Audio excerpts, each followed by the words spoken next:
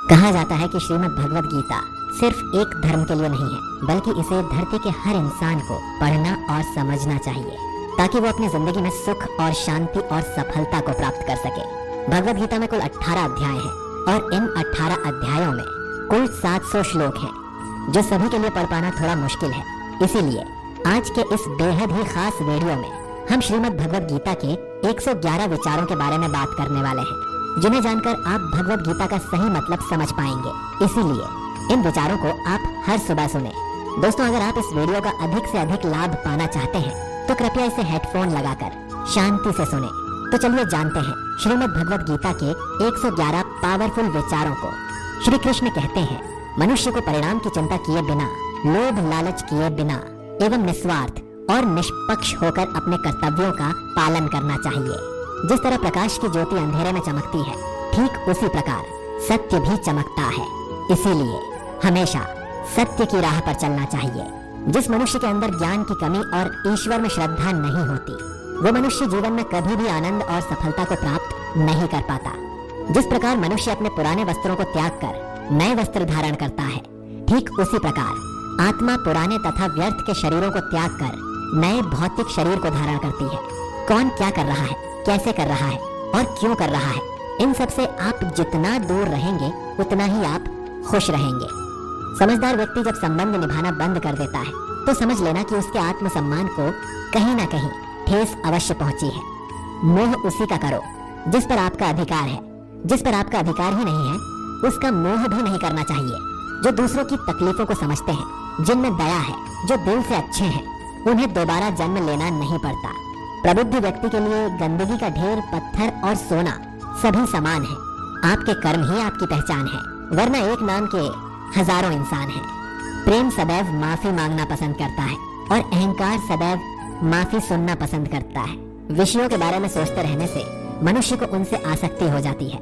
इससे उन्हें कामना यानी इच्छा पैदा होती है और कामनाओं में विघ्न आने से क्रोध की उत्पत्ति होती है। सदैव संदेह करने वाले व्यक्ति के लिए प्रसन्नता न इस लोक में है और न ही कहीं और। कर्म वो फसल है जिसे इंसान को हर हाल में काटना ही पड़ता है। इसीलिए हमेशा अच्छे बीज बोएं ताकि फसल अच्छी हो। जो होने वाला है वो होकर ही रहता है और जो नहीं होने वाला वो कभी नहीं होता। ऐसा निश्चय जिनकी बुद्धि में होता है, उन्हें चिंता कभी नहीं सताती है। अच्छे कर्म करने के बावजूद भी लोग केवल आपकी बुराइयां ही याद रखेंगे। इसीलिए लोग क्या कहते हैं इस पर ध्यान मत दो, तुम बस अपना कर्म करते रहो।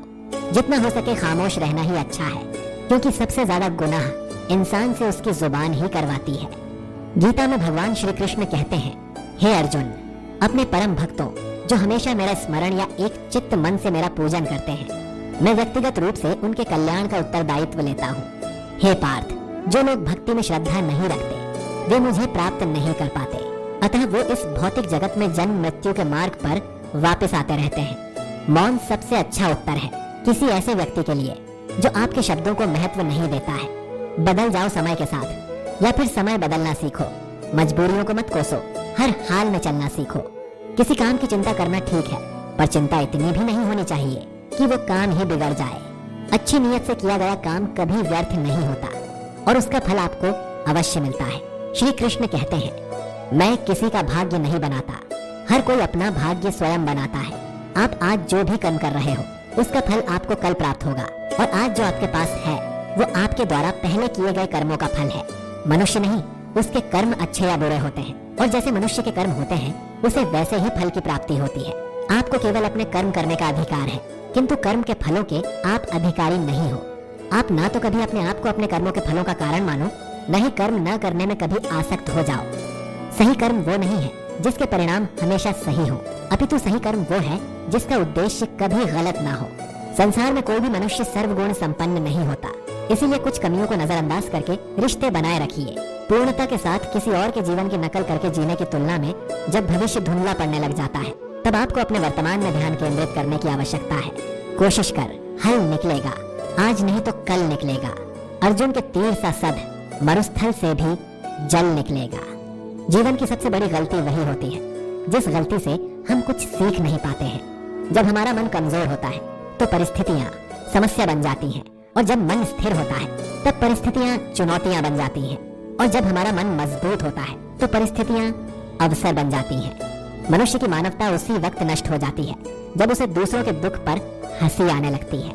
हे भारतवंशी, शरीर में रहने वाले का वध कभी नहीं किया जा सकता, अतः तुम्हें किसी भी जीव के लिए शोक करने की आवश्यकता नहीं है। समय यही सिखाता है कि जिंदगी किसी का इंतजार नहीं करती और न ही किसी के लिए रुक सकती है। जिंदगी खेलती भी उसी के साथ है जो खिलाड़ी बेहतरीन होता है। दर्द सबके एक जैसे हैं, मगर हौसले सबके अलग अलग हैं। कोई हताश होकर बिखर जाता है तो कोई संघर्ष करके निखर जाता है।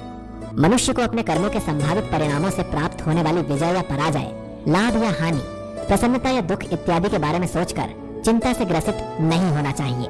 यदि आप अपनी गलतियों से कुछ सीखते हो तो गलतियां सीढ़ियां हैं, और नहीं सीखते तो गलतियां सागर हैं। निर्णय आपका है कि आपको चढ़ना है या डूबना है। समस्या इतनी ताकतवर नहीं होती जितना कि हम उन्हें मान लेते हैं। कभी सुना है कि अंधेरे ने सुबह को होने ही नहीं दिया? गलतियां ढूंढना गलत नहीं है, बस शुरुआत खुद से होनी चाहिए। जरूरी नहीं कि हर बार आपके शब्दों को सही समझा जाए, इसीलिए कभी कभी चुप रहना ही ज्यादा बेहतर होता है। जो जितना अधिक शांत होता है वो उतना ही गहराइयों से अपनी बुद्धि का प्रयोग कर सकता है। निंदा से घबराकर कभी अपने लक्ष्य को मत छोड़िएगा, क्योंकि लक्ष्य मिलते ही निंदा करने वालों की राय बदल जाती है। आपकी हार और जीत आपकी सोच पर निर्भर करती है, इसीलिए मान लो तो हार ही होगी और ठान लो तो जीत ही होगी।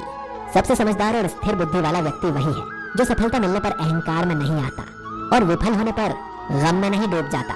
प्रशंसा हो रही हो तो ज्यादा सावधान होने की आवश्यकता है। जीवन में कभी भी किसी से अपनी तुलना मत कीजिए। आप जैसे हैं सर्वश्रेष्ठ हैं। मनुष्य अपने विश्वास से निर्मित होता है। जैसा वो विश्वास करता है वैसा वो बन जाता है। जिसने मन को जीत लिया है उसके लिए मन सर्वश्रेष्ठ मित्र है, किंतु जो ऐसा नहीं कर पाया उसके लिए उसका मन उसका सबसे बड़ा शत्रु बन जाता है।